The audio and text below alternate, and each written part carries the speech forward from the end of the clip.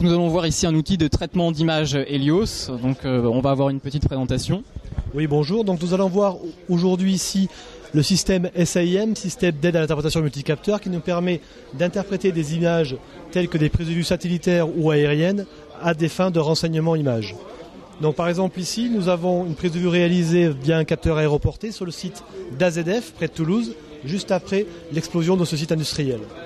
Donc l'apport de cet outil nous permet de constater ici par exemple que nous avions 2 bâtiments qui étaient complètement détruits, qui encadraient un bâtiment qui, lui, à première vue, n'était pas touché. Grâce à la technologie d'affichage anaglyphique en stéréographie, grâce à l'outil de lunettes appropriées, nous pouvons constater que le bâtiment ici est complètement détruit. Donc là, visuellement, on ne voit rien, malheureusement. Mais le toit de ce bâtiment s'est effondré sur lui-même et a donc complètement détruit le bâtiment.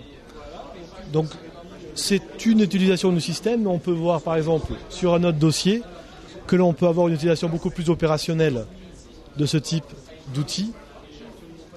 Par exemple, là, sur un dossier réalisé sur le site d'Abidjan, donc l'aérodrome d'Abidjan en Côte d'Ivoire, où les forces françaises sont prépositionnées. Et donc on va voir que grâce à cet outil, nous pouvons voir d'une part le site qui nous intéresse, donc avec son environnement, et d'autre part l'intérêt opérationnel que cela peut avoir.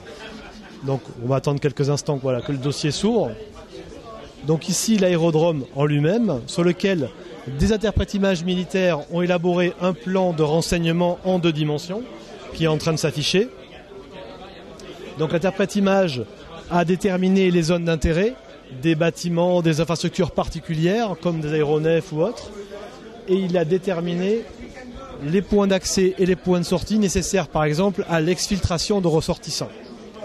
Donc voici le plan qui est en train d'apparaître et qui va apparaître sur l'écran de gauche sous forme de plan en 3 dimensions, sous forme tridimensionnelle. Donc là on voit le plan qui s'affiche au fur et à mesure. Donc en fond une image Helios issue du capteur national d'observation satellitaire, donc une image haute résolution, et ici donc l'extraction en 3 dimensions de ce que l'interprète image a pu élaborer. Donc là par exemple on peut voir que sur ce site nous avons des bâtiments, des vecteurs aéroportés et différentes choses qui apparaissent. Ici une tour radar. L'intérêt de cet outil, c'est de pouvoir caler l'image optique sur un plan tridimensionnel comme celle-ci. Donc je ne sais pas si la caméra peut zoomer ici sur l'affichage texturé qui va apparaître.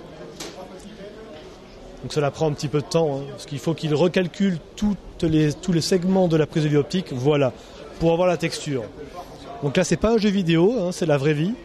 Et donc là ça nous permet par exemple, ici, si l'on focalise sur l'objectif, de déterminer des points d'entrée et des points de sortie pour exfiltrer des personnels. Par exemple, on va positionner ici un militaire sur la tour radar pour sécuriser la zone. On va poser un hélicoptère ici de manière à évacuer les ressortissants qui seraient dans ce bâtiment.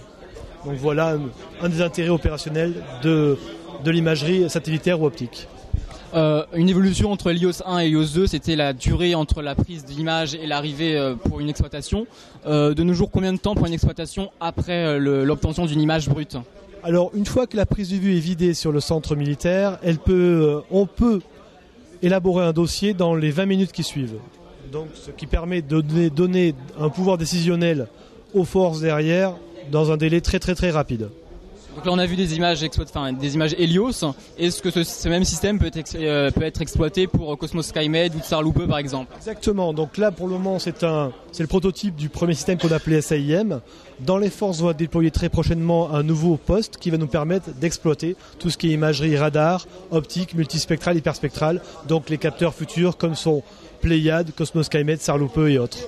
Et à propos de Musis, justement, le système sera de nouveau amélioré pour suivre les évolutions technologiques de ce projet ?